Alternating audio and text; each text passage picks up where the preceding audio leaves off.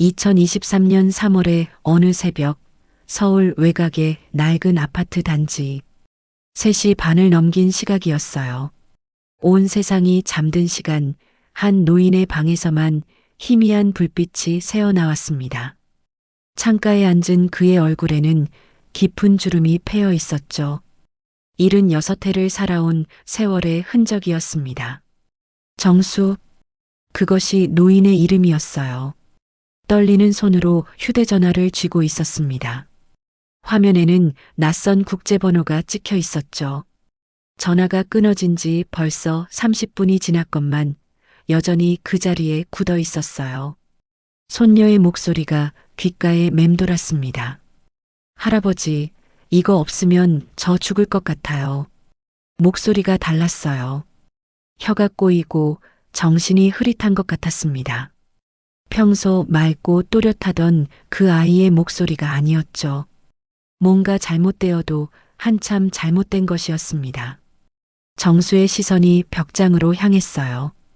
53년 넘게 보관해온 낡은 상자가 거기 있었습니다.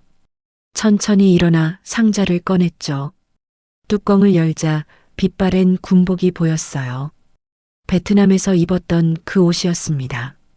함께 들어있던 참전 메달을 손에 쥐었어요.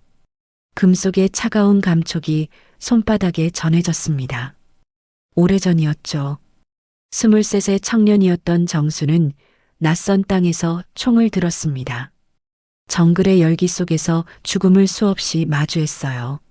살아 돌아온 것만으로도 기적이었습니다. 그때 그는 맹세했어요. 다시는 총을 들지 않겠다고, 평화롭게 살겠다고 말이죠. 고향에 돌아와 가정을 꾸렸습니다. 아들이 태어났고 그 아들에게서 손녀가 태어났어요. 하지만 행복은 오래가지 못했습니다. 아들 부부가 교통사고로 세상을 떠난 건 15년 전이었어요. 7살 꼬마였던 손녀 수빈이를 정수가 키우게 되었죠. 둘만 남은 세상이었습니다. 할아버지와 손녀, 서로에게 전부였어요. 정수는 수빈을 위해 아침 일찍 일어나 도시락을 쌌습니다.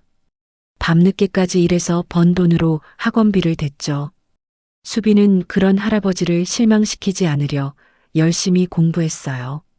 대학에 합격했을 때 정수는 울었습니다. 기쁨의 눈물이었어요. 손녀가 밝게 웃는 모습을 보며 모든 고생이 보상받는 기분이었습니다. 이제 조금만 더 버티면 된다고 생각했죠. 수빈이가 졸업하고 취직하면 그때는 편안하게 살 수 있을 거라고 믿었어요. 그런데 2022년 9월 수빈에게 해외 인턴십 기회가 왔습니다. 글로벌 기업의 마케팅 부서에서 6개월간 일할 수 있다는 거였어요. 급여도 괜찮았고 경력도 쌓을 수 있었죠. 수빈은 설레어 했습니다. 미래가 보이는 것 같다고 말했어요. 정수는 걱정되었지만 말리지 않았습니다. 손녀의 꿈을 꺾고 싶지 않았거든요. 대신 당부했죠. 조심하라고, 무슨 일 있으면 꼭 연락하라고 말이에요. 공항에서 헤어질 때였습니다. 수빈이 밝게 웃으며 손을 흔들었어요. 할아버지, 잘 다녀올게요. 돈 많이 벌어서 맛있는 거 사드릴게요. 그 모습이 마지막이 될 줄은 몰랐습니다. 처음 1개월은 괜찮았어요. 수빈은 매주 전화를 걸었습니다. 회사 사람들이 친절하다고 했죠. 일은 좀 힘들지만 배우는 게 많다고 말했어요. 정수는 안심했습니다. 그런데 2개월째부터 연락이 뜸해졌어요. 일주일에 한 번이던 전화가 2주일에 한 번이 되었습니다. 그러더니 3주일 한 달로 간격이 벌어졌죠. 전화를 해도 받지 않았어요. 문자는 읽고도 답이 없었습니다. 정수는 초조했습니다. 뭔가 잘못되고 있다는 느낌이 들었어요. 하지만 어떻게 해야 할지 몰랐습니다. 해외에 있는 손녀를 어떻게 확인하나요? 경찰에 신고하기에는 아직 실종도 아니었고요. 그러던 어느 날 밤 전화가 왔습니다. 낯선 번호였어요. 정수는 황급히 전화를 받았습니다. 수빈의 목소리가 들렸죠. 하지만 그 목소리는 정수가 아는 손녀의 목소리가 아니었어요. 할아버지. 그 한마디를 하는데 혀가 꼬였습니다. 숨소리가 거칠었어요. 무언가에 취한 것 같았죠. 할아버지, 이거 없으면 죽을 것 같아요. 정수는 물었습니다. 무슨 소리냐고, 무슨 일이냐고 말이에요. 하지만 수빈은 제대로 답하지 못했어요. 중얼거리다가 전화가 끊어졌습니다. 다시 걸었지만 받지 않았어요. 1시간이 지나고 2시간이 지났습니다. 정수는 잠을 이룰 수 없었어요. 손녀에게 무슨 일이 생긴 게 분명했습니다. 새벽이 되자 다시 전화가 왔어요. 이번에는 낯선 남자의 목소리였습니다. 한국어를 하긴 했지만 억양이 어색했죠. 할아버지 맞으시죠? 손녀분 걱정되시죠? 정수의 심장이 두근거렸어요. 남자는 천천히 말했습니다. 손녀분은 지금 우리 손에 있어요. 걱정하지 마세요. 다치진 않았으니까요. 근데 말이죠. 빚이 좀 있어요. 빚? 네. 회사 돈을 좀 썼거든요. 500만 원만 보내주시면 돌려보내드릴게요. 그 순간 정수는 알았습니다. 사기였어요. 손녀가 위험에 빠진 게 분명했습니다. 하지만 어떻게 해야 할지 몰랐어요. 경찰에 신고해봤자 해외 사건은 손쓸 방법이 없다고 했죠. 결국 돈을 보냈습니다. 하지만 그게 끝이 아니었어요. 일주일 후 또 전화가 왔습니다. 이번에는 1,000만 원을 요구했죠. 정수는 온 재산을 긁어 모았지만 부족했어요. 그때 깨달았습니다. 돈으로는 해결할 수 없다는 걸, 직접 가야 한다는 걸 말이죠. 76살 노인이 혼자서 미얀마로 간다는 건 무모한 일이었어요. 하지만 정수에게는 다른 선택지가 없었습니다. 손녀를 구하려면 직접 가는 수밖에 없었죠. 메달을 주머니에 넣었습니다. 50년 전 정글에서 살아남았어요. 이번에도 살아남을 거라고, 그리고 손녀를 꼭 데리고 올 거라고 다짐했습니다. 창밖으로 동이 트고 있었어요. 이틀 후 정수는 인천공항에 있었습니다. 낡은 가방 하나가 전부였어요. 옷 몇 벌과 약, 그리고 비상금으로 모은 현금이 들어 있었죠. 여권은 10년 전에 만들어둔 게 있었습니다. 한 번도 사용한 적 없는 여권이었어요. 출국장으로 들어가기 전 정수는 잠시 멈춰 섰습니다. 돌아올 수 있을까? 두려움이 밀려왔어요. 하지만 수빈의 얼굴이 떠올랐습니다. 7살 때 부모를 잃고 펑펑 울던 그 아이. 할아버지 품에 안겨 떨던 작은 몸. 이제는 22살이 된 그 아이가 낯선 땅에서 고통받고 있었어요. 발걸음을 옮겼습니다. 5시간의 비행이었어요. 정수는 창밖만 바라봤습니다. 구름 위로 해가 떠올랐죠. 아름다운 광경이었지만 마음은 무거웠어요. 양곤 공항에 도착했을 때는 오후 2시였습니다. 후텁지근한 열기가 밀려왔어요. 공항 밖으로 나서자 낯선 글자들이 눈에 들어왔습니다. 미얀마어였죠. 하나도 읽을 수 없었어요. 사람들이 분주히 오갔습니다. 정수는 그 속에 홀로 서 있었어요. 어디로 가야 할지, 누구에게 물어봐야 할지 막막했습니다. 한국어를 하는 사람을 찾아야 했어요. 한인 민박을 예약해 두었습니다. 택시를 타고 40분을 달렸어요. 도시의 풍경이 창밖으로 스쳐 지나갔습니다. 낡은 건물들과 새로운 건물들이 뒤섞여 있었죠. 오토바이들이 무질서하게 달렸어요. 민박집에 도착했습니다. 문을 열어준 건 50대 중반으로 보이는 여자였어요. 한국 사람이었습니다. 반가운 마음에 정수는 인사를 건넸죠. 어서 오세요. 방은 2층이에요. 여자는 친절했습니다.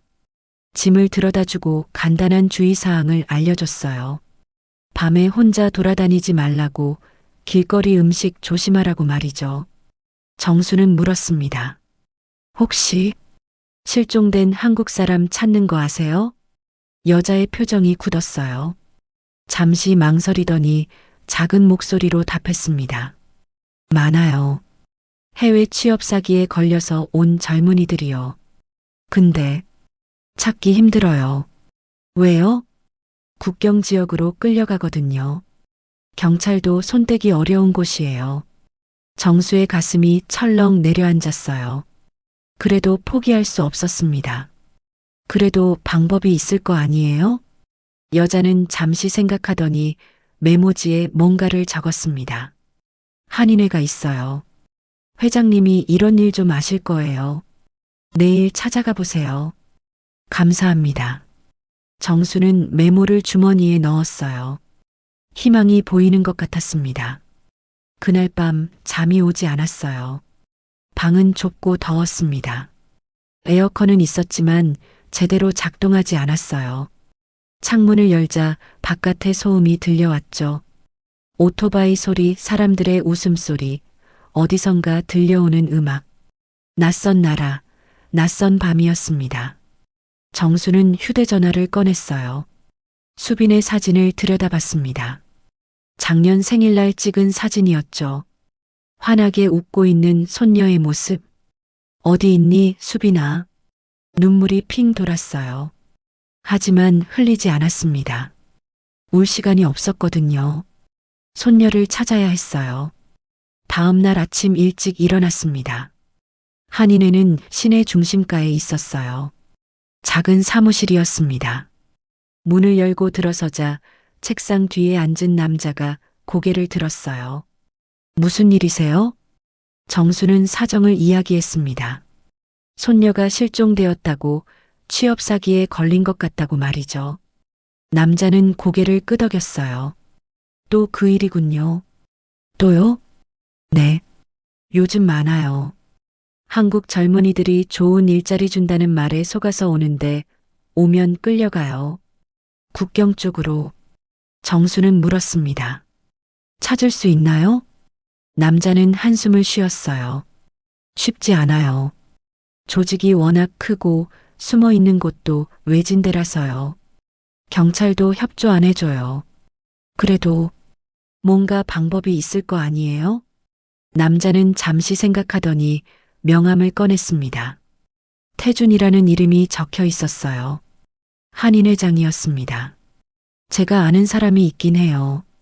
현지인인데 그쪽 사정을 잘 아는 사람이에요. 돈은 좀 들겠지만 얼마든지 내겠습니다. 정수는 간절했어요.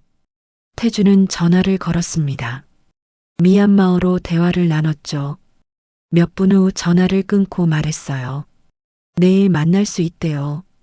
라타나라는 사람이에요. 감사합니다. 정수는 고개를 숙였습니다. 첫 번째 실마리를 잡은 것 같았어요. 하지만 태주는 경고했습니다. 위험할 수 있어요. 할아버지 연세가 어떻게 되시는데 혼자 이런 일을. 정수는 대답했어요. 손녀를 구하러 왔습니다. 나이가 무슨 상관이에요. 태주는 정수를 빤히 쳐다봤습니다. 그 눈빛에는 결연함이 담겨 있었어요. 전쟁터에서 살아남은 사람의 눈빛이었죠. 알겠습니다. 제가 도와드릴게요. 그날부터 정수의 본격적인 수색이 시작되었습니다. 하지만 그는 몰랐어요. 이 여정이 얼마나 험난할지, 그리고 그 끝에서 무엇을 마주하게 될지를요. 양곤의 하늘은 흐렸습니다. 다음 날 오전 10시, 정수는 약속 장소로 향했습니다. 시내의 한 카페였어요. 관광객들이 오가는 번화가였습니다.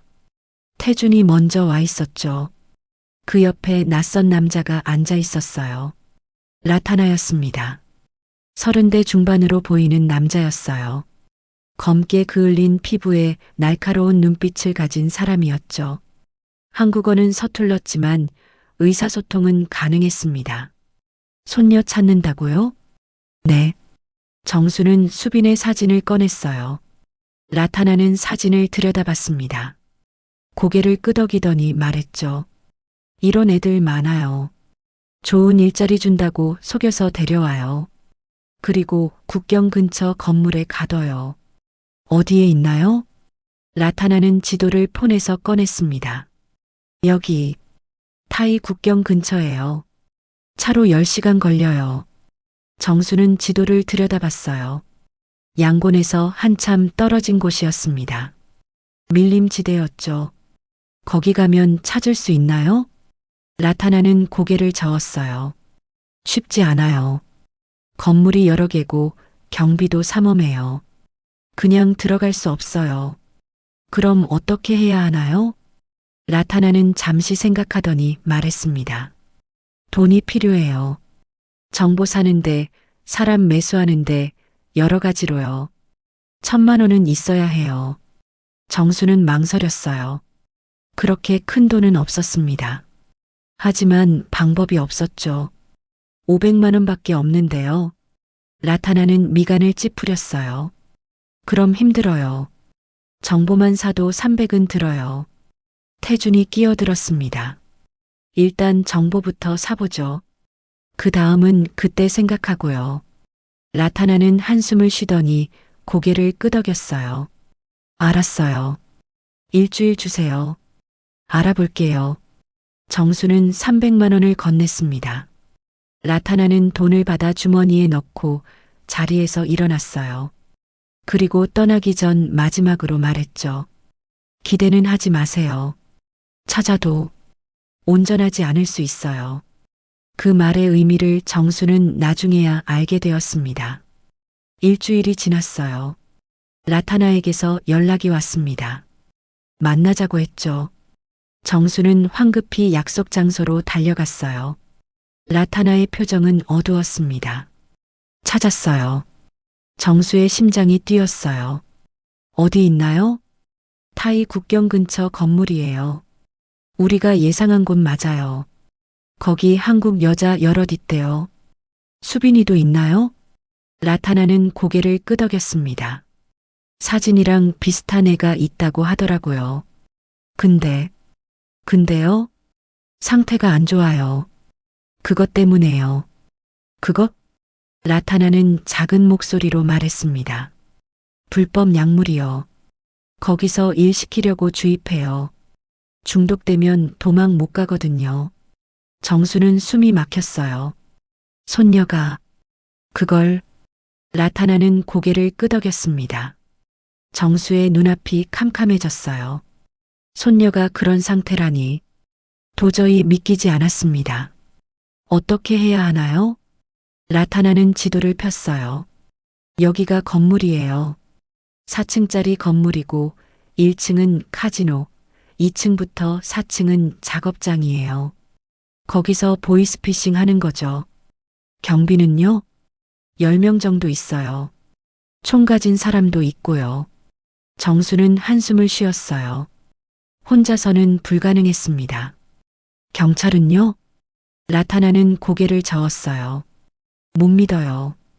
경찰 중에 조직이랑 연결된 사람 있어요. 신고하면 오히려 위험해요. 그럼 방법이 없는 건가요? 라타나는 잠시 망설이다가 말했습니다. 한 가지 방법 있어요. 근데 위험해요. 뭔데요? 몰래 들어가는 거예요. 밤에 경비 적을 때요. 혼자요? 아니요. 제가 도와줄게요. 근데 조건이 있어요. 뭔데요? 200만 원 더 주세요. 그리고 실패해도 책임 안 져요. 정수는 고민했어요. 남은 돈은 200만 원뿐이었습니다. 그걸 다 쓰면 돌아갈 비행기 표도 못 샀어요. 하지만 선택의 여지가 없었습니다. 알겠습니다. 라타나는 고개를 끄덕였어요. 3일 후에 가요. 그 전에 준비할 게 있어요. 무엇을요? 라타나는 주머니에서 뭔가를 꺼냈습니다. 작은 약병이었어요. 이거 먹여야 해요. 손녀분한테. 안 그러면 못 데리고 나와요. 왜요? 금단 증상 때문이에요. 약 끊으면 미쳐요. 비명 지르고 난리 나요. 그럼 들키죠. 정수는 약병을 받았어요. 손이 떨렸습니다. 이게 뭔데요? 진정제예요. 일시적으로 증상 없애줘요. 1시간 정도요. 정수는 약병을 꼭 쥐었습니다. 3일 후였습니다. 정수와 라타나는 낡은 픽업 트럭을 타고 있었어요. 양곤을 벗어나 북쪽으로 향했습니다. 도로는 비포장이었죠. 차는 심하게 흔들렸어요. 10시간을 달렸습니다. 해가 지고 어둠이 찾아왔어요. 밀림지대로 들어섰습니다. 나무들이 빽빽이 들어선 길을 지나갔죠. 인적이 드문 곳이었어요. 밤 11시 목적지 근처에 도착했습니다. 라타나는 차를 멈췄어요. 멀리 불빛이 보였습니다. 건물이었죠. 저기에요. 정수는 건물을 바라봤습니다. 4층짜리 건물이었어요. 불이 켜진 창문들이 보였죠. 저 안에 수빈이 있었습니다. 어떻게 들어가나요? 라타나는 쌍안경을 꺼냈어요. 뒤쪽으로 가요. 거기 경비 약해요. 담 넘어서 들어가면 돼요. 그리고요? 3층으로 가요. 거기 여자들 있어요. 찾아서 빼내고 다시 나오면 돼요. 간단하게 들렸지만 쉽지 않을 거라는 걸 정수는 알았어요. 가죠. 둘은 차에서 내렸습니다. 밀림의 밤은 고요했어요. 벌레 소리만 들렸습니다. 정수는 주머니에 손을 넣었어요. 참전 메달이 만져졌죠. 50년 전 정글에서 살아남았습니다. 이번에도 살아남을 거예요. 둘은 어둠 속으로 걸어 들어갔습니다. 건물 뒤편에 도착했습니다. 2미터가 넘는 담장이 있었어요. 그 위로 철조망이 쳐져 있었습니다. 라타나는 주변을 살폈죠. 경비가 보이지 않았어요. 지금이에요. 라타나가 먼저 담을 넘었습니다. 손쉽게 올라가더니 위에서 손을 내밀었어요. 정수는 그 손을 잡았죠. 76살의 몸이었어요. 예전 같지 않았습니다. 팔에 힘이 없었고 숨이 가빠왔죠. 하지만 포기할 수 없었어요. 손녀가 저 안에 있었거든요. 있는 힘을 다해 올라갔습니다. 라타나가 끌어올려줬어요. 가까스로 담을 넘었습니다. 뛰어내릴 때 발목이 삐끗했죠. 아팠지만 참았어요. 괜찮아요? 네. 정수는 이를 악물었습니다. 건물 뒤쪽은 어두웠어요. 쓰레기 더미가 쌓여 있었습니다. 악취가 났죠. 라타나는 건물 벽을 따라 움직였어요. 정수가 뒤를 따랐습니다. 비상계단이 보였어요. 라타나는 계단을 올라가기 시작했습니다. 철제 계단이었어요. 발소리가 날 수 있었죠. 최대한 조심스럽게 움직였습니다. 2층을 지나 3층에 도착했어요. 문이 있었습니다. 라타나는 문 손잡이를 돌렸죠. 잠겨 있지 않았어요. 천천히 문을 열었습니다. 복도가 나타났어요. 형광등이 깜빡거리고 있었습니다. 복도 양쪽으로 방들이 있었죠. 문마다 자물쇠가 채워져 있었어요. 저 안에요. 라타나가 속삭였습니다. 정수는 첫 번째 방문에 다가갔어요. 문틈으로 안을 들여다봤습니다. 어둠 속에서 사람들의 형체가 보였죠. 누워있는 사람들이었어요. 수빈이를 찾아야 했습니다. 방을 하나씩 확인했어요. 2번째 방, 3번째 방, 4번째 방. 수빈이는 보이지 않았습니다. 5번째 방에 도착했을 때였어요. 문틈으로 안을 들여다보던 정수는 숨을 멈췄습니다. 구석에 웅크리고 앉은 사람이 보였어요. 수빈이었습니다. 찾았어요. 정수의 목소리가 떨렸습니다. 라타나가 다가와 자물쇠를 살폈죠. 열쇠가 있어야 해요. 어디 있나요? 경비실이요. 제가 가져올게요. 여기 있어요. 라타나가 복도 끝으로 사라졌습니다. 정수는 문틈에 입을 대고 속삭였어요. 수빈아. 안에서 움직임이 있었습니다. 고개를 든 얼굴이 창백했어요. 눈은 초점이 없었죠. 누구세요? 나야, 할아버지야. 수빈의 눈이 커졌습니다. 하지만 곧 고개를 저었어요. 환청이에요. 또 환청? 아니야. 진짜야. 할아버지가 데리러 왔어. 수빈이 일어나 문으로 다가왔습니다. 문틈으로 정수를 보더니 눈물을 흘렸어요. 할아버지. 정말 할아버지예요? 그래, 수빈아. 나야. 어떻게 여기까지. 정수는 대답 대신 손을 뻗었어요. 문틈으로 손녀의 손을 잡았습니다. 차갑고 떨리는 손이었죠. 이제 괜찮아. 데리고 나갈게. 그때 복도 저쪽에서 발소리가 들렸습니다. 정수는 황급히 몸을 숨겼어요. 벽 뒤로 몸을 붙였습니다. 경비였어요. 손전등을 들고 복도를 걸어오고 있었죠. 숨소리를 죽였습니다. 경비가 가까이 왔어요. 10걸음, 5걸음, 3걸음. 정수는 심장이 터질 것 같았습니다. 경비가 멈춰 섰어요. 뭔가 이상한 걸 느낀 것 같았습니다. 손전등을 이리저리 비췄죠. 빛이 정수가 숨은 벽을 스쳤어요. 그때였습니다.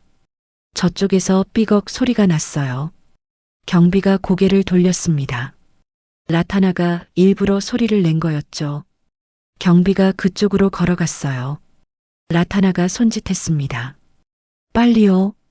정수는 수빈이 있는 방문으로 뛰어갔어요. 라타나가 열쇠를 던졌습니다. 정수는 열쇠를 받아 자물쇠에 넣었죠. 열쇠가 잘 안 들어갔어요. 손이 떨렸습니다. 초조했죠.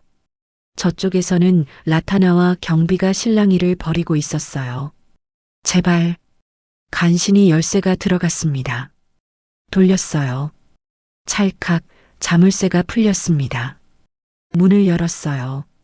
수빈이 문 밖으로 나왔습니다. 정수는 손녀를 껴안았어요. 너무 말랐습니다. 뼈만 남은 것 같았죠. 가자, 수빈아. 수빈이 고개를 끄덕였어요. 하지만 몸이 떨리고 있었습니다. 할아버지, 약이 없으면 못 가요. 정수는 주머니에서 약병을 꺼냈습니다. 라타나가 준 진정제였어요. 이거 먹어. 수빈이 약을 받아 먹었습니다. 물 없이 그냥 삼켰어요. 그때 복도 저쪽에서 비명소리가 들렸습니다. 라타나였어요. 경비와 싸우고 있는 것 같았습니다. 다른 경비들이 몰려오는 소리가 들렸죠. 빨리 가야 해요. 정수는 수빈의 손을 잡고 비상계단으로 달렸습니다. 계단을 내려갔어요. 1층, 밖으로 나갔죠. 어둠 속을 뛰었습니다. 뒤에서 고함 소리가 들렸어요. 들킨 것 같았습니다. 손전등 불빛이 이리저리 움직였죠. 담장이 보였어요. 정수는 수빈을 들어 올렸습니다. 있는 힘을 다했어요. 수빈이 담을 넘었습니다. 정수도 따라 올라갔죠. 뒤에서 발소리가 가까워졌습니다. 담을 넘는 순간 총성이 울렸어요. 탕! 총알이 담장을 맞췄습니다. 돌가루가 튀었죠. 정수는 땅에 뛰어내렸어요. 수빈이 땅에 쓰러져 있었습니다. 일어나! 수빈을 일으켜 세웠어요. 밀림 속으로 뛰어들었습니다. 나무 사이를 헤쳤습니다. 가시던 불이 얼굴을 핥히고 지나갔어요. 아팠지만 멈출 수 없었습니다. 뒤에서 추격이 계속됐죠. 차가 있는 곳까지 500m. 숨이 가빠왔어요. 수빈도 비틀거렸습니다.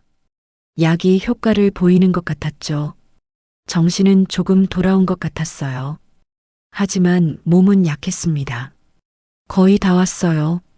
정수는 손녀를 끌다시피 했습니다. 마침내 차가 보였어요. 라타나는 없었습니다. 아직 안 나온 거였죠. 정수는 망설였어요. 기다려야 하나? 하지만 추격자들이 곧 따라올 거였습니다. 수빈을 차에 태웠어요. 운전석에 앉았습니다. 열쇠는 꽂혀 있었죠. 라타나가 예상한 상황이었어요. 시동을 걸었습니다. 그때 밀림에서 라타나가 나타났습니다. 피를 흘리고 있었어요. 팔을 다친 것 같았습니다. 뛰어오더니 차에 올라탔죠. 가요. 정수는 엑셀을 밟았습니다. 차가 출발했어요. 뒤에서 총성이 또 울렸습니다. 하지만 맞지 않았죠. 어둠 속을 달렸습니다. 목숨을 건 탈출이었어요. 밤새 달렸습니다. 비포장도로였어요. 차는 심하게 흔들렸습니다. 정수는 핸들을 꽉 쥐고 있었죠. 뒤를 돌아봤어요. 추격하는 차는 보이지 않았습니다. 일단 따돌린 것 같았어요. 뒷좌석에서 수빈이 신음했습니다. 할아버지, 괜찮아. 거의 다 왔어. 하지만 거짓말이었어요. 양곤까지는 아직 멀었습니다. 라타나가 팔을 감싸쥐고 있었어요. 피가 계속 흘렀습니다. 괜찮아요? 괜찮아요. 총은 안 맞았어요. 긁힌 것뿐이에요. 고마워요. 라타나는 고개를 저었습니다. 돈 받았잖아요. 그래도 목숨 걸고 도와줘서 고마워요. 라타나는 대답하지 않았어요. 창밖을 바라봤습니다. 새벽이 밝아왔어요. 하늘이 붉게 물들었습니다. 아름다운 풍경이었죠. 하지만 즐길 여유가 없었어요. 작은 마을에 들어섰습니다. 라타나가 말했어요. 여기서 잠깐 쉬어요. 차도 기름 넣어야 하고. 정수는 주유소에 차를 세웠습니다. 라타나가 내려 기름을 넣었어요. 정수는 뒷좌석의 수빈을 확인했습니다. 수빈은 잠들어 있었어요. 얼굴은 창백했습니다. 숨소리가 거칠었죠. 약효가 떨어지고 있는 것 같았어요. 더 버텨야 해. 정수는 손녀의 손을 잡았습니다. 주유소 옆 작은 가게에서 물과 빵을 샀어요. 라타나는 상처를 간단히 치료했습니다. 팔에 천을 감았죠. 계속 가요. 차에 다시 올랐습니다. 낮이 되자 더위가 시작됐어요. 차 안은 후덥지근했습니다. 에어컨은 작동하지 않았죠. 수빈이 깼어요. 눈을 뜨더니 주변을 둘러봤습니다. 혼란스러운 표정이었죠. 여기가 어디예요? 괜찮아, 수빈아. 이제 안전해. 수빈은 고개를 저었어요. 아니에요. 안전하지 않아요. 그들이 따라올 거예요. 따라오지 못해. 우리 멀리 왔어. 하지만 수빈은 계속 불안해했습니다. 몸을 떨었죠. 식은땀을 흘렸어요. 할아버지, 힘들어요. 조금만 참아. 양곤 가면 병원 갈 거야. 수빈이 울기 시작했습니다. 미안해요, 할아버지. 제가 바보같이. 아니야. 내 잘못이 아니야. 정수는 손녀를 안았어요. 수빈은 할아버지 품에서 계속 울었습니다. 오후가 되었어요. 중간 지점의 작은 마을에 도착했습니다. 라타나가 말했죠. 여기서 하룻밤 쉬어요. 밤에 가는 게 안전해요. 왜요? 검문소 있어요. 낮에는 검사 심해요. 밤에는 뇌물 주면 통과해요. 알겠어요. 싸구려 여관에 방을 잡았습니다. 좁은 방이었어요. 침대 하나와 작은 화장실이 전부였습니다. 정수는 수빈을 침대에 눕혔죠. 수빈의 상태가 악화되고 있었어요. 열이 있었습니다. 온몸에서 식은땀이 흘렀죠. 이따금 헛소리를 했어요. 그들이 와요. 저를 데려가려고. 아무도 안 와. 여기 안전해. 하지만 수빈은 계속 불안해했습니다. 라타나가 약을 또 꺼냈어요. 하나 더 먹여요. 부작용은 없나요? 없어요. 일시적이에요. 정수는 약을 수빈에게 먹였습니다. 조금 지나자 진정되는 것 같았어요. 숨소리가 안정됐습니다. 밤이 되었어요. 라타나가 나갔다 왔습니다. 음식을 사왔죠. 국수와 빵이었어요. 드세요. 정수는 국수를 한 입 먹었습니다. 맛이 없었죠. 하지만 먹어야 했어요. 체력이 필요했거든요. 수빈을 깨워 먹였습니다. 수빈은 몇 입 먹더니 고개를 저었어요. 못 먹겠어요. 먹어야 해. 힘내야지. 억지로 먹였습니다. 수빈은 어렵게 삼켰어요. 식사 후 라타나가 말했어요. 얘기 좀 할게요. 뭔데요? 정수와 라타나는 밖으로 나갔습니다. 여관 뒤편이었죠. 라타나는 담배를 꺼냈어요. 불을 붙이고 한 모금 빨았습니다. 손녀분 상태 안 좋아요. 알아요. 금단 증상이에요. 약 계속 먹이면 버티긴 하는데 완전히 끊으려면 병원 가야 해요. 양곤에 병원 있나요? 있긴 한데 비싸요. 그리고요? 경찰 신고해야 해요. 약물 중독자니까요. 정수는 한숨을 쉬었어요. 경찰에 신고하면 어떻게 되나요? 수사받아요. 어떻게 약을 했는지, 누구한테 받았는지. 시간 오래 걸려요. 그래도 치료는 받을 수 있죠? 네, 받을 수 있어요. 정수는 고민했습니다. 신고하면 복잡해질 게 뻔했어요. 하지만 수빈을 치료하려면 어쩔 수 없었죠. 일단 양곤 가서 생각해요. 라타나는 고개를 끄덕였습니다. 자정이 되자 출발했어요. 검문소를 통과했습니다. 라타나가 경찰에게 돈을 쥐어줬어요. 경찰은 차 안을 대충 보고 통과시켜줬죠. 다시 어둠 속을 달렸습니다. 수빈은 뒷좌석에서 잠들어 있었어요. 가끔 신음소리를 냈습니다. 정수는 운전하며 생각했어요. 어떻게 이런 일이 생긴 걸까? 밝고 건강하던 손녀가 어떻게 저렇게 되었을까? 그동안 얼마나 힘들었을까? 분노가 치밀었습니다. 손녀를 이렇게 만든 놈들, 그들을 용서할 수 없었어요. 하지만 지금은 복수를 생각할 때가 아니었습니다. 손녀를 안전하게 데리고 나가는 게 먼저였죠. 새벽 5시 양곤에 도착했습니다. 도시의 불빛이 보였어요. 거의 다 왔습니다. 라타나가 한인 민박으로 차를 몰았어요. 민박집 주인이 놀란 표정으로 나왔습니다. 찾았어요? 네. 어머, 애가 왜 이래요? 주인이 수빈을 보며 걱정했어요. 정수는 수빈을 안아 방으로 들어갔습니다. 침대에 눕혔죠. 이제부터가 진짜 시작이었습니다. 손녀를 완전히 회복시켜야 했어요. 그리고 한국으로 돌아가야 했죠. 하지만 길은 여전히 멀고 험했습니다. 아침이 밝았습니다. 정수는 한숨도 못 잤어요. 수빈 옆에서 밤새 지켰습니다. 손녀는 계속 열에 시달렸죠. 이따금 악몽을 꾸는지 소리를 질렀어요. 할아버지는 젖은 수건으로 손녀의 이마를 닦아줬습니다. 아침 8시 태준에게 전화했어요. 회장님, 저예요. 찾았어요? 네. 데리고 나왔어요. 잘했어요. 근데 목소리가 안 좋은데요? 손녀 상태가 안 좋아요. 병원에 가야 할 것 같은데. 태주는 잠시 침묵했습니다. 그거 문제가 있어요. 무슨 문제요? 약물 중독이면 신고해야 해요. 경찰에. 그러면 조사받아요. 시간도 오래 걸리고. 정수는 한숨을 쉬었어요. 그래도 치료는 받아야죠. 그렇긴 한데. 제가 아는 의사 있어요.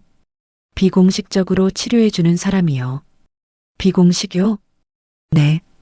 돈은 더 들지만 신고 안 해도 돼요. 정수는 고민했습니다. 하지만 선택의 여지가 없었어요. 연락 좀 해주세요. 알겠어요. 1시간 후 태준이 왔습니다. 의사도 함께 왔어요. 50대 중반의 남자였습니다.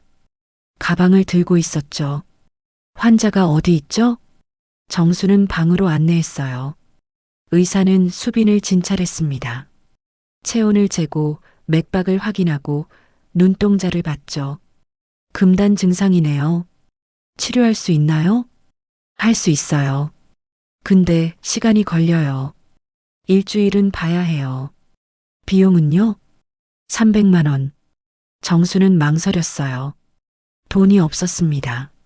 남은 게 거의 없었죠. 태준이 끼어들었습니다. 제가 먼저 낼게요. 나중에 갚으세요. 고맙습니다.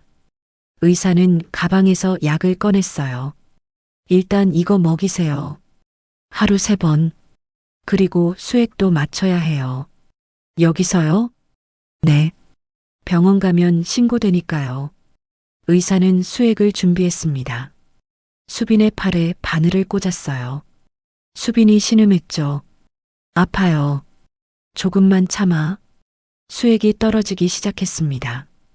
의사가 말했어요. 앞으로 일주일이 고비예요. 금단 증상이 심해질 거예요. 환각도 보고 폭력적이 될 수도 있어요. 정수는 걱정됐습니다. 제가 감당할 수 있을까요? 혼자는 힘들어요. 누가 도와줘야 해요. 태준이 말했습니다. 제가 사람 구해드릴게요. 간병인이요. 감사합니다. 의사는 약과 수액을 남기고 떠났어요. 그날부터 지옥 같은 일주일이 시작되었습니다. 첫째 날은 괜찮았어요. 수빈은 대부분 잠들어 있었습니다. 약 효과였죠. 깨어나면 물을 마시고 다시 잠들었어요. 둘째 날부터 달라졌습니다. 수빈이 깨어나 소리를 지르기 시작했어요. 벌레가 있어요. 벌레가 기어와요. 환각이었습니다. 정수는 손녀를 안았죠. 괜찮아. 아무것도 없어. 있어요. 저기. 수빈이 침대 밑을 가리켰습니다. 하지만 아무것도 없었어요. 간병인이 와서 수빈을 진정시켰습니다. 셋째 날은 더 심했어요. 수빈이 폭력적으로 변했습니다. 정수를 밀쳤죠. 비켜요. 당신 누구예요? 나야 할아버지야. 거짓말. 할아버지가 아니에요. 수빈이 물건을 집어 던졌습니다. 간병인과 정수가 겨우 진정시켰어요. 넷째 날 수빈은 울기만 했습니다. 하루 종일 울었어요. 이유도 없이 그냥 울었습니다. 정수는 옆에서 손을 잡아줬죠. 괜찮아. 다 지나갈 거야. 하지만 수빈은 계속 울었습니다. 다섯째 날 조금 나아진 것 같았어요. 수빈이 정신을 차리기 시작했습니다. 할아버지를 알아봤죠. 할아버지. 그래, 수빈아. 미안해요. 제가 정신이 없었나 봐요. 아니야. 괜찮아. 수빈은 또 울었습니다. 하지만 이번엔 달랐어요. 정신이 있는 상태에서 우는 거였죠.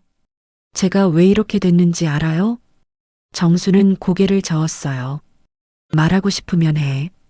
수빈은 천천히 이야기하기 시작했습니다. 처음에는 정말 인턴십이었어요. 회사에서 일했어요. 마케팅 자료 만들고 회의하고 한 달은 정말 괜찮았어요. 그런데 2개월째부터 달라졌습니다. 사무실을 옮긴다고 했어요. 양곤에서 국경 지역으로요. 이상했지만 거부할 수 없었어요. 여권을 회사가 갖고 있었거든요. 새 사무실에 도착했을 때 알았습니다. 거기는 회사가 아니었어요. 범죄 조직이었죠. 보이스피싱 하는 곳이었어요. 도망치려고 했지만 불가능했습니다. 경비들이 지키고 있었거든요. 일을 시켰어요. 한국에 전화해서 거짓말하라고요. 보험금 사기, 대출 사기, 온갖 걸 시켰어요.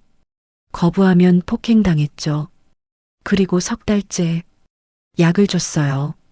힘들 때 먹으라고요. 처음엔 거부했어요. 하지만 너무 힘들었어요. 잠도 못 자고 맞기만 하고 결국 먹었습니다. 그때부터였어요. 약 없이는 버틸 수 없게 됐어요. 하루 3번 약을 달라고 빌었습니다. 그들은 약을 미끼로 더 많은 일을 시켰죠. 정수는 주먹을 쥐었습니다. 분노가 치밀었어요.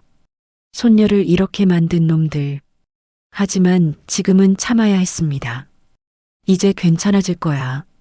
정말요? 그래. 힘들겠지만 이겨낼 거야. 할아버지가 옆에 있잖아. 수빈은 할아버지를 껴안았습니다. 여섯째 날 수빈의 상태가 더 좋아졌어요. 약 없이도 버틸 수 있게 됐습니다. 밥도 조금 먹었죠. 걸을 수도 있었어요. 의사가 와서 확인했습니다. 많이 좋아졌네요. 일주일만 더 쉬면 비행기 탈 수 있을 거예요. 정말요? 네. 근데 한국 가서도 계속 치료받아야 해요. 재활치료요. 알겠습니다. 일곱째 날 정수는 비행기표를 알아봤습니다. 하지만 문제가 있었어요. 돈이 부족했습니다. 의사비와 간병비로 다 써버렸죠. 태준에게 또 빌려야 했어요. 미안합니다. 한국 가서 꼭 갚을게요. 괜찮아요. 손녀분 구했으면 됐죠. 고맙습니다. 이틀 후 비행기표를 구했습니다. 출국 날짜는 일주일 후였어요. 그때까지 수빈이 완전히 회복되길 바랐습니다. 하지만 조용히 끝나지 않았어요. 어느 날 밤 민박집 앞에 낯선 차가 멈춰 섰습니다. 차에서 남자 둘이 내렸어요. 건물을 둘러보더니 떠났죠. 민박집 주인이 걱정했습니다. 저 사람들 수상해요. 누구죠? 모르겠어요. 근데 기분이 안 좋아요. 정수도 불안했습니다. 혹시 조직에서 쫓아온 걸까? 아직 안전하지 않은 걸까? 밤새 잠을 설쳤습니다. 다음 날 아침 또 그 차가 나타났어요. 이번에는 건물 앞에서 기다리고 있었습니다. 정수는 알았어요. 쫓아온 거였습니다. 정수는 태준에게 전화했습니다. 회장님, 문제가 생겼어요. 뭔데요? 누가 쫓아온 것 같아요. 태준은 한숨을 쉬었어요. 예상했어요. 그들이 그냥 포기하진 않을 거예요. 어떻게 해야 하죠? 일단 그 집에서 나와요. 제가 다른 곳 알아볼게요. 1시간 후 태준이 왔습니다. 차를 가져왔어요. 서둘러 짐을 챙기라고 했죠. 정수는 수빈을 깨웠습니다.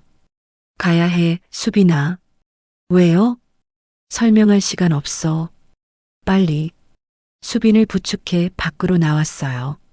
그때 저쪽에서 그 차가 다가왔습니다. 빨리요. 태준이 소리쳤어요. 세 사람은 차에 올랐습니다. 태준이 엑셀을 밟았죠. 차가 출발했어요. 뒤에서 그 차도 따라왔습니다. 추격전이 벌어졌습니다. 태준은 좁은 골목길로 차를 몰았어요. 오토바이와 사람들을 피해 달렸죠. 뒤따라오는 차도 계속 쫓아왔습니다. 수빈이 두려워했어요. 할아버지, 괜찮아. 곧 따돌릴 거야. 하지만 쉽지 않았습니다. 그들은 끈질겼어요. 태준이 급커브를 돌았습니다. 타이어가 끼익 소리를 냈죠. 시장 골목으로 들어갔어요. 사람들이 놀라 피했습니다. 좁은 골목을 빠져나왔습니다. 큰 도로로 나왔어요. 태준은 속도를 높였습니다. 신호를 무시하고 달렸죠. 뒷차와의 거리가 벌어졌습니다. 또 골목으로 꺾었어요. 그리고 작은 주차장에 차를 숨겼습니다. 세 사람은 숨을 죽였죠. 뒷차가 지나갔습니다. 따돌린 것 같았어요. 태준은 다른 길로 빠져나왔습니다. 시내 반대편으로 향했어요. 30분을 더 달려 작은 호텔에 도착했죠. 여기서 며칠 숨어 있어요. 알겠습니다. 방을 잡았어요. 2층 구석 방이었습니다. 창문으로 거리가 보였죠. 정수는 창가에 앉았습니다. 밖을 계속 주시했어요. 혹시 그 차가 나타날까 봐요. 수빈은 침대에 누워 있었습니다. 할아버지, 미안해요. 쟤 때문에. 아니야. 제가 조심했어야 했는데. 이런 일이 생기게 해서. 정수는 손녀에게 다가갔어요. 너를 구하러 온 게 내 선택이야. 후회 안 해. 하지만 넌 내 손녀야. 내가 지켜야지. 수빈의 눈에 눈물이 고였습니다. 사랑해요, 할아버지. 나도 사랑한다, 수빈아. 둘은 껴안았어요. 그날 밤 태준이 다시 왔습니다. 소식이 있어요. 뭔데요? 그들이 공항을 감시하고 있대요. 정수는 놀랐어요. 그럼 못 나가는 건가요? 정식 루트로는 힘들어요. 근데 다른 방법이 있긴 해요. 뭔데요? 육로로 타이 가는 거예요. 거기서 비행기 타고. 위험하지 않나요? 위험해요. 근데 다른 방법이 없어요. 정수는 고민했습니다. 선택의 여지가 없었어요. 이틀 후 출발했습니다. 새벽 4시였어요. 어둠이 짙었죠. 태준이 운전했습니다. 정수와 수빈은 뒷좌석에 앉았어요. 국경으로 향했습니다. 6시간을 달렸어요. 비포장도로였습니다. 차는 계속 흔들렸죠. 국경 마을에 도착했습니다. 작은 마을이었어요. 태주는 한 집 앞에 차를 세웠습니다. 아는 사람이라고 했죠. 여기서 국경 넘을 수 있어요. 어떻게요? 밀입국이요. 돈 주면 안내해줘요. 남자가 나왔습니다. 태준과 이야기를 나눴어요. 돈을 건네자 남자가 고개를 끄덕였습니다. 따라오세요. 남자를 따라갔어요. 밀림으로 들어갔습니다. 좁은 오솔길이었죠. 1시간을 걸었습니다.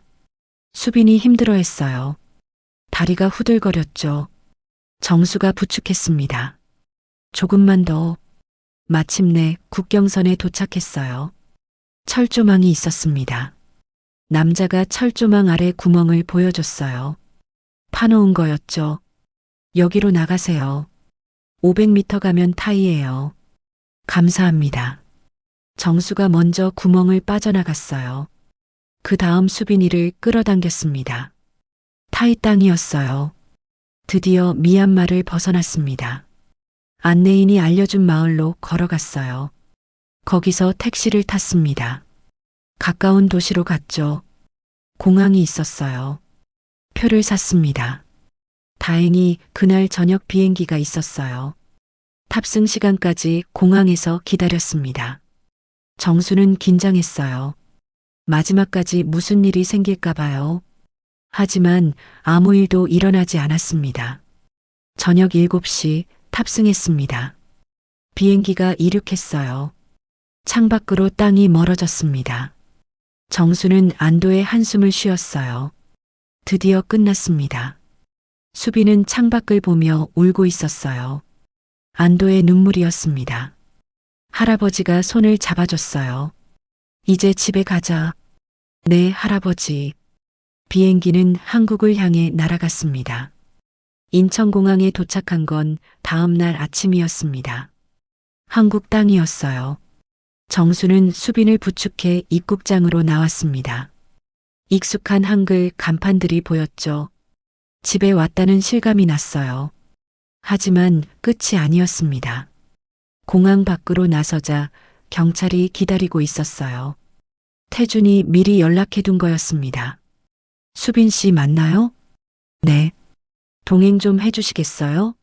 조사받아야 해요. 수빈은 고개를 끄덕였어요.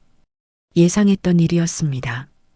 경찰서에서 하루 종일 조사를 받았습니다. 어떻게 미얀마에 가게 됐는지, 무슨 일을 했는지, 누구를 만났는지 모든 걸 말했어요. 경찰은 기록했습니다. 저녁이 되어서야 풀려났어요. 경찰이 말했죠. 재활 치료받으세요. 그리고 추가 조사 있으면 연락드릴게요. 알겠습니다. 정수는 수빈을 데리고 집으로 향했습니다. 오랜만에 보는 집이었어요. 한 달 만이었죠. 문을 열고 들어섰습니다. 모든 게 그대로였어요. 수빈의 방도, 식탁도, 거실도. 하지만 느낌은 달랐습니다. 떠나기 전과 돌아온 후가 완전히 달랐죠. 수빈은 자기 방에 들어갔어요. 침대에 앉아 주변을 둘러봤습니다. 책상 위에 교과서가 놓여 있었죠.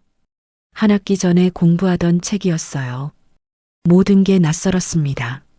정수가 문을 두드렸어요. 수빈아, 괜찮니? 네, 괜찮아요. 하지만 목소리는 괜찮지 않았어요. 다음 날부터 재활 치료가 시작되었습니다. 병원에 다녔어요. 일주일에 3번씩이요. 상담도 받고 약도 받았습니다. 처음에는 힘들었어요. 금단 증상이 가끔 찾아왔습니다. 손이 떨리고 식은땀이 났죠. 하지만 견뎠어요. 약을 먹고 상담을 받으며 조금씩 나아졌습니다. 한 달이 지났습니다. 수빈은 많이 좋아졌어요. 밥을 잘 먹었고 잠도 잘 잤습니다. 얼굴에 혈색이 돌았죠. 어느 날 저녁이었어요. 둘이 저녁을 먹고 있었습니다. 수빈이 조심스럽게 물었어요. 할아버지, 제가 다시 학교 갈 수 있을까요? 정수는 고개를 들었습니다. 물론이지. 친구들이 알면 어떡하죠? 아무도 모를 거야. 그리고 알아도 괜찮아. 넌 잘못한 게 없어. 하지만 넌 피해자야, 수빈아. 기억해. 수빈은 눈물을 흘렸어요. 정수는 손녀의 손을 잡았습니다. 시간이 걸릴 거야. 근데 할아버지가 옆에 있잖아. 고마워요, 할아버지. 2개월이 지났습니다. 수빈은 복학했어요. 처음엔 어색했습니다. 친구들이 물어봤죠. 한 학기 동안 어디 있었냐고요. 수빈은 대답했어요. 아파서 쉬었다고. 친구들은 더 묻지 않았습니다. 수업에 들어갔어요. 집중하기 힘들었습니다. 교수의 말이 귀에 안 들어왔죠. 하지만 포기하지 않았어요. 매일 학교에 갔고 공부했습니다. 조금씩 일상이 돌아왔어요. 3개월째 수빈은 웃을 수 있게 됐습니다. 친구들과 밥도 먹고 농담도 했어요. 예전과 똑같진 않았지만 그래도 살아갈 수 있었습니다. 정수는 지켜봤어요. 손녀가 다시 일어서는 모습을, 넘어졌지만 다시 일어나는 모습을 말이죠. 자랑스러웠습니다. 어느 날 저녁 수빈이 말했어요. 할아버지, 저 상담사가 되고 싶어요. 상담사? 네. 저같이 힘든 사람들 도와주고 싶어요. 정수는 미소 지었습니다. 좋은 생각이다. 할 수 있을까요? 당연하지. 넌 강한 아이야. 수빈은 할아버지를 껴안았습니다. 사랑해요, 할아버지. 제 영웅이에요. 정수는 손녀를 꼭 안았어요. 1년이 지났습니다. 수빈은 대학을 졸업했어요. 그리고 상담사 공부를 시작했습니다. 자격증을 따기 위해 열심히 공부했죠. 정수는 여전히 손녀를 지켜봤습니다. 이제 77이 된 노인이었어요. 몸은 예전만 못했습니다. 하지만 마음은 든든했죠. 손녀가 잘 자라고 있었거든요. 어느 봄날이었어요. 수빈이 자격증을 땄습니다. 상담센터에 취직도 했어요. 첫 출근 날 정수에게 말했죠. 할아버지 덕분이에요. 아니야. 내가 해낸 거야. 할아버지가 구해주지 않았으면 전 지금 여기 없었을 거예요. 정수는 고개를 저었습니다. 넌 혼자서도 일어섰을 거야. 난 그냥 옆에 있었을 뿐이야. 수빈은 미소 지었어요. 그게 제일 큰 힘이었어요. 둘은 함께 아파트를 나섰습니다. 봄바람이 불었어요. 따뜻한 바람이었죠. 정수는 생각했습니다. 50년 전 정글에서 싸웠어요. 살기 위해서였죠. 그리고 1년 전 다시 한번 싸웠습니다. 이번에는 손녀를 위해서였어요. 2번의 전쟁. 첫 번째는 나라를 위해서, 2번째는 가족을 위해서. 어느 쪽이 더 힘들었을까? 정수는 알았어요. 2번째가 더 힘들었다고요. 하지만 후회하지 않았습니다. 손녀의 웃는 얼굴을 볼 수 있었으니까요. 하늘은 맑았습니다. 세상은 여전히 위험했어요. 수빈 같은 피해자가 또 생길 수도 있었죠. 하지만 수빈은 이제 그들을 도울 수 있었습니다. 한 사람이 한 사람을 구하면 그 사람이 또 다른 사람을 구할 수 있어요. 그렇게 빛은 퍼져나갑니다. 정수와 수빈은 함께 걸어갔어요. 할아버지와 손녀, 서로에게 전부인 두 사람. 그들의 이야기는 끝났지만 삶은 계속됩니다. 본 이야기는 실제 사건을 바탕으로 재구성된 창작물입니다. 일부 이름과 지명, 연령 등은 이해를 돕기 위해 변경되었습니다. 진실은 언제나 하나.